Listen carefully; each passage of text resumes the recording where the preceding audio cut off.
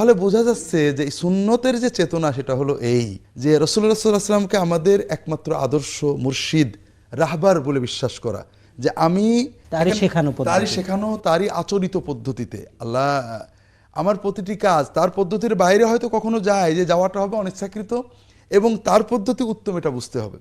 তো প্রশংসা আমরা প্রতিদিনই করছি, নিন্দা আমরা সবসময় করি। তবে সম্ভবত আমরা বাঙালি প্রশংসা সে নিন্দা করতে বেশি ভালোবাসি। প্রশংসা করলে নিজেদের খারাপ লাগে যে অন্যের আমরা ওদের ছোট হয়ে গেলাম, নিন্দা করলে মনে মনে চিন্তা হয় যে অন্যকে নিন্দা করছি কাজে আমি বড় হয়ে গেলাম। একটা গল্প আছে, এক উস্তাদ বলেছেন ছাত্রদেরকে, একটা ছোট লাঠি একটা বড় লাঠি, তুমি ছোট লাঠিকে কোনো রকমের জোড়া না দিয়ে বড় লাঠির চেয়ে বড় বানিয়ে ফেলবো।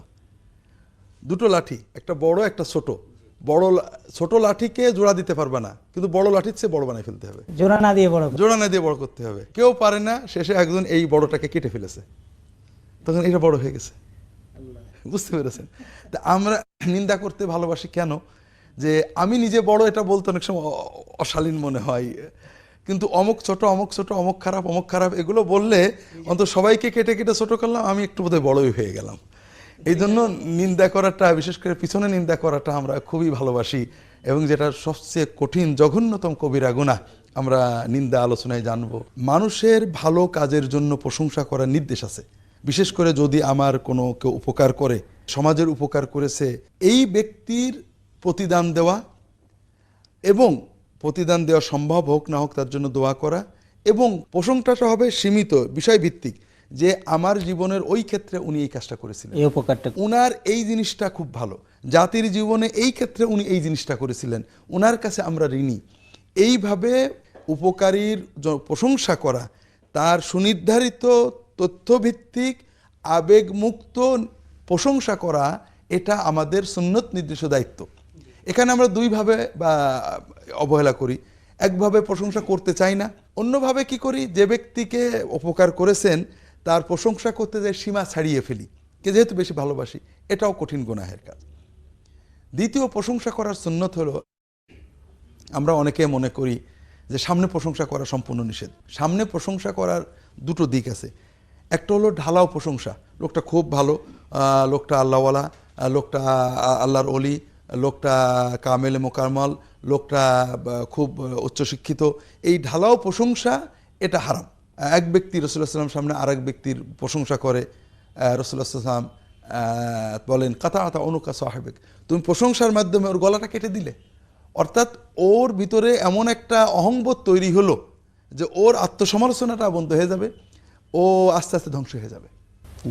প্রশংসার দ্বিতীয় দিক হলো কোনো মানুষের ভিতরের জিনিসের প্রশংসা করা, এটাও রাসূলুল্লাহ নিষেধ করেছেন।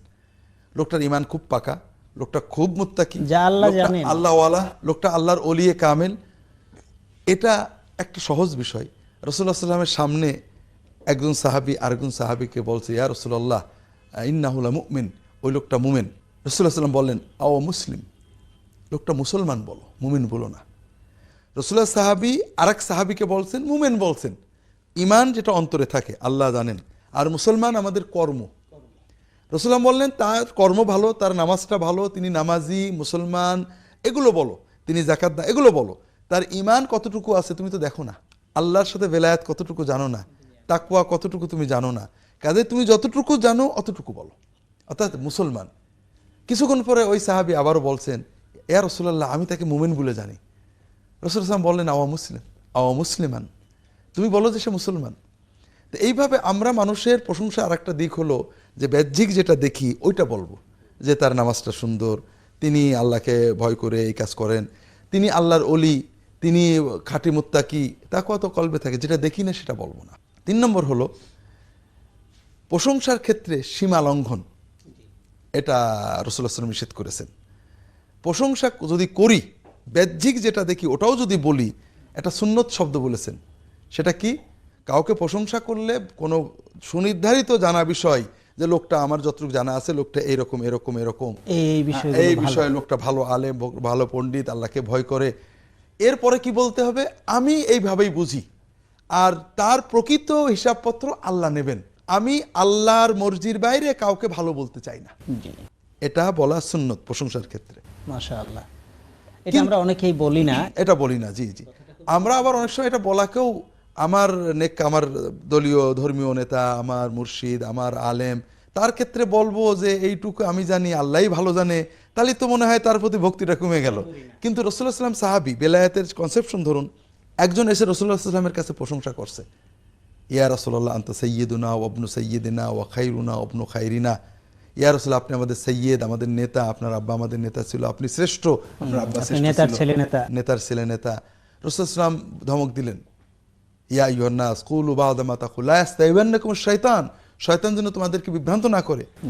আল্লাহ আমাকে ইন্নামা আনা আব্দুল্লাহ রাসূলুহু, আল্লাহ আমাকে আব্দ এবং রাসূল বানিয়েছেন। ওয়াল্লাহি লা উহিব্বু আন তারফাউনি ফাওকাল মানজিলাতি আল্লাতী আনজালানি আল্লাহু বিহা, তোমরা আল্লাহ আমাকে যতটুকু বলেছেন, প্রশংসা করেছেন, এর বাইরে তোমরা বাড়িয়ে ছাড়িয়ে কিছু বলবে আমি চাই না। কাজেই কারো সামনে অতি প্রশংসা করা হলে আমাদের বুঝতে হবে লোকটা চাটুকার, লোকটা ভালো চাচ্ছে না, তাকে থামিয়ে দিতে হবে।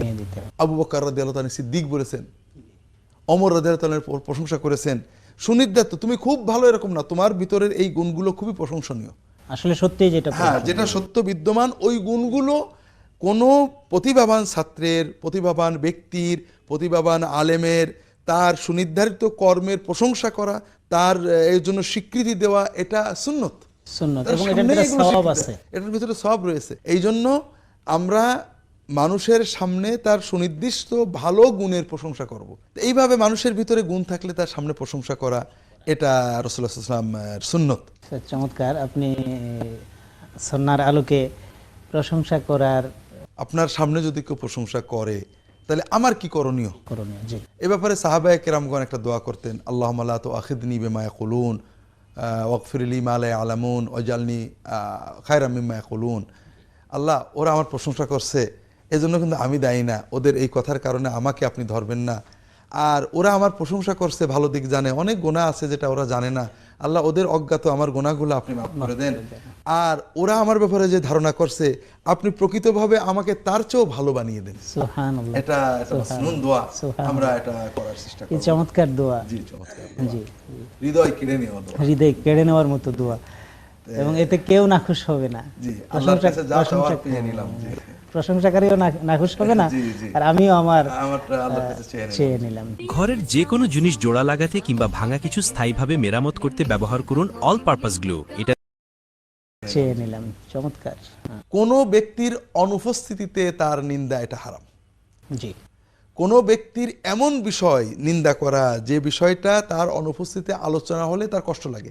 কিছু বিষয় সে জানে, স্বঘোষিত স্বস্বীকৃত বিষয়টা সে বলছে যে আমি এটা মানুষ আলোচনা করলে সে কষ্ট পায় না, কিন্তু কিছু মানুষের ব্যক্তিগত দোষ ত্রুটি আছে, যা প্রকাশ পেলে সে কষ্ট পায়, যে তার পিছনে এটা আলোচনা হয়েছে সে কষ্ট পায়। এই রকম বিষয় পিছনে আলোচনা করা কঠিনভাবে হারাম। এটা মরা ভাইয়ের গোশত খাওয়ার মতো বলে কোরআনে বলা হয়েছে। নিন্দার ক্ষেত্রে আরেকটা বিষয় হলো যেটা আমরা করে থাকি, আন্দাজে অনুমান ভিত্তিক অনেক কথা বলে থাকি আমরা, যেটা আমরা সুনিশ্চিত নই, এটাও সম্পূর্ণ নিশ্চিত। ইস্তানিবু কাসীরাম মিনায-যন্নি, ইন্না বা'দায-যন্নি ইসম। আল্লাহ কোরআন কারীমে দুটো বিষয় বলেছেন, যখন কথা বলবে ইনসাফের সাথে কথা বলবে, ভালো মন্দ ব্যালেন্স করে বলবে। কোনো বিষয়ে খারাপ বলতে গেলে ব্যক্তি দল তার ভালোগুলো বলতে হবে, খারাপগুলো বলতে হবে। কোনো বিষয়ে নিন্দা করতে গেলে তার ভালো প্রশংসা এবং নিন্দা সমন্বয় করতে হবে।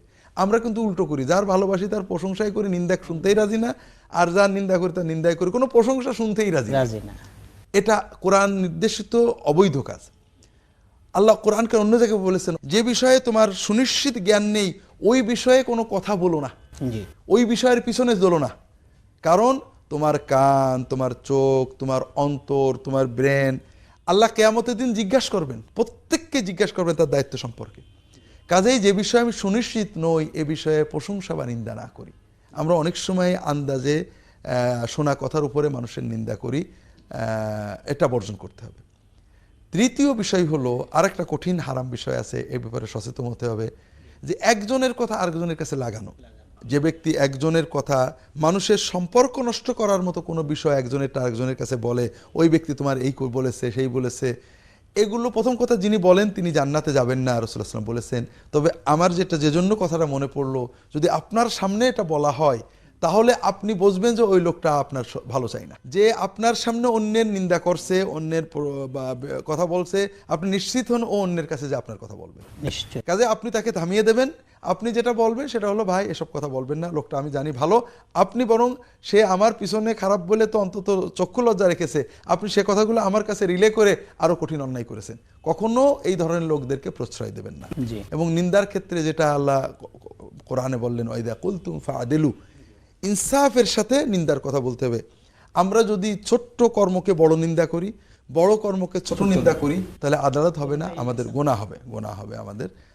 আরেকটা বিষয় হলো মৃত মানুষের নিন্দা করা। যেমন একজন মানুষ মারা গেছে, ও লোকটা এই ছিল তাই ছিল, আল্লাহ রাসূল সাল্লাল্লাহু আলাইহি ওয়াসাল্লাম বলছেন, লা তাসুবুল আমওয়াত ফাইন্নাহুম কাদ আফদাউ ইলা আমালিহিম আও ইলা মা আমিলু। তোমরা মৃত ব্যক্তিদের গালি দেবে না, কারণ তারা তো তাদের কর্মের জায়গায় পৌঁছে গেছে, তারা যা করেছিল কর্মফল এখন পাচ্ছে। এতে তোমরা অকারণে তাদেরকে গালি দিয়ে তাদের বিরুদ্ধে আলতু ফালতু কথা বলে তোমাদের গুনাহ বাড়িও না, এটাতে তোমাদের কোনো লাভ হচ্ছে না। এই জন্য মৃত ব্যক্তির ভালো জিনিস থাকলে, প্রকৃত ভালো জিনিস, আমরা তার সেটা বলবো, দোয়া করব, নিন্দা করা থেকে, গালি দেওয়া থেকে বিরত থাকবো। প্রশংসা আমরা আগেই বলেছি, অপরিমিত প্রশংসা, সীমাহীন প্রশংসা, বলগাহীন প্রশংসা, এটা হারাম। আমার ক্ষতি করবে, চাটুকার বানাবে আমাকে, আর যার প্রশংসা করে তারও জীবন ধ্বংস করবে। এটা তো রাসূল সাল্লাল্লাহু আলাইহি ওয়াসাল্লাম বলেছেন, তার গলা কেটে দেবে। সে প্রশংসা শুনতে শুনতে তখন আর সমালোচনা শুনতে পারবে না, সে তার ত্রুটিগুলো সংশোধন করবে না, দুনিয়াতেও ক্ষতিগ্রস্ত হবে, আখিরাতেও ক্ষতিগ্রস্ত হবে। কাজেই সীমাহীন প্রশংসা, সামনে চাটুকারী প্রশংসা, এগুলো ক্ষতিকর। মানুষের সুনির্ধারিত ভালো গুণের প্রশংসা, এটা প্রথমত আমাদের হৃদয়কে প্রশস্ত করে। আমরা মানুষ কিন্তু সংকীর্ণ, আমাদের মন সংকীর্ণ। পরের প্রশংসা করতে গেলে মনে হয় আমি বোধহয় ছোট হয়ে গেলাম। কাজে পরের গুণের স্বীকৃতি দেওয়ার মতো হৃদয়ের প্রশস্ততা আনলে আমরা বড় হব আল্লাহর কাছে, আমাদের হৃদয়টা প্রশস্ত হবে। আল্লাহ তাআলার হৃদয়টাকে অন্যের ভালো প্রশংসাকে প্রশংসা করলে, হৃদয় আগে নিজের মনে নিজে প্রশংসা করলে, ওই গুণ অর্জনের জন্য আমাদের মনটা তৈরি হবে, চেতনা হবে। নইলে তো আমরা আরো ছোটই থেকে যাব, সংকীর্ণ থেকে। ওই প্রশংসা যদি আমরা সুন্নত পদ্ধতিতে করতে পারি, আমরা সীমাহীন প্রশংসা, দিনদারদের অথবা সামাজিক কর্মীদের একেবারে ঢালাও প্রশংসা, চাটুকারী প্রশংসা, এগুলো করে ধ্বংস না করে সীমিত ভালো কর্মের প্রশংসা করে আমরা আল্লাহর কাছে সওয়াব পেতে পারবো এবং ভালোর কল্যাণের জোয়ার বইতে থাকবে। এটা হলো প্রশংসার মানে উপকারিতা। নিন্দা আমরা প্রথমে বুঝি, নিন্দা আমাদের মনের সংকীর্ণতা। নিন্দুক সবচেয়ে বড় যে ক্ষতি পায়, তার মনটা ক্রমেই সংকীর্ণ হয়, তার নিন্দুকের কোনো মনের শান্তি নেই, কারণ প্রশংসা শুনলেই তার মনটা জ্বলে এবং মানসিক রোগী হয়ে যায়। নিঃসন্দেহে নিন্দুক মানসিক রোগী হয়েই নিন্দা শুরু করে। মানুষের প্রশংসা শুনে যদি মনটা ছোট হয়, আল্লাহর কাছে তওবা করেন, আল্লাহ আমি এত ছোট মন চাই না, আমি একটা বড় মন চাই, একটু আল্লাহর কাছে বলতে থাকবেন, আপনিই বলবেন, কেউ শুনবে না। কাজেই নিন্দুক মানসিক রোগী, ঠিক, তিনি অন্যের প্রশংসা শুনতে পারেন না, তিনি সংকীর্ণ মনের মানুষ। জি। কাজেই নিন্দা করার অভ্যাস ত্যাগ করার মাধ্যমে আমরা এই অসুস্থতায় মুক্ত হব। নিন্দুক নিজে যেমন ক্ষতিগ্রস্ত হন, তিনি সমাজে মানুষদের ভিতরে সম্প্রীতি নষ্ট করেন। তিনি নিন্দা করার একটা জোয়ার তৈরি করেন, এ ওর নিন্দা করে, সে আবার তার নিন্দা করে। আমাদের সমাজের যে সমাজ বিদ্বেষ তৈরি হয়, হিংসা তৈরি হয়, শত্রুতা তৈরি হয়, সম্প্রীতি নষ্ট হয়। একটা গুনাহ থেকে ট্রানজিটিভ গুনাহ, একটা গুনাহ থেকে আরো অনেক রকমের গুনাহ তৈরি হয়।